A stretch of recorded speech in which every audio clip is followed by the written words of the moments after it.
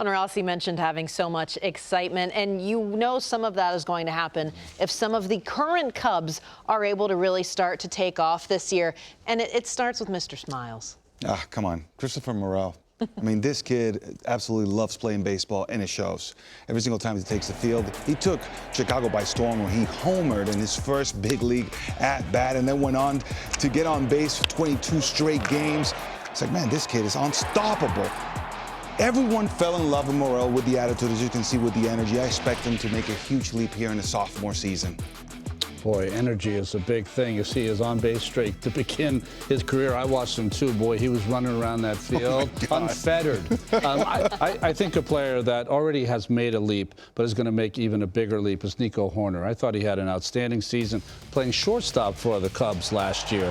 And, you know, #1 pick out of Stanford. He was the first of his draft class to make it to the big leagues. He was a hit right from the start. Injuries kind of came into play, so stalled his career a bit.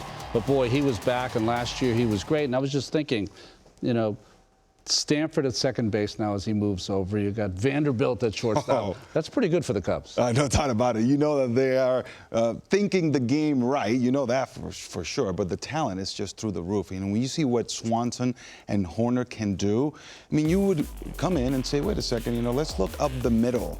The best second baseman shortstop combinations in the game. You wouldn't think the Cubs out of just off the gate.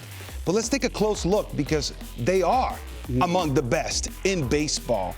You see the WAR, the combined WAR number. They are right now 4th in all of the major leagues. I don't think any casual fan would have guessed that. But when you look at what Nico Hoerner's been able to do, Dansby Swanson also putting those numbers together, this guy are a very quality combination. They're going to be able to not only pick it with the glove, but they're also going to contribute offensively. And if you're going to be a winning team, you need to be strong up the middle. And up the middle includes second base and shortstop. These guys got those boxes checked.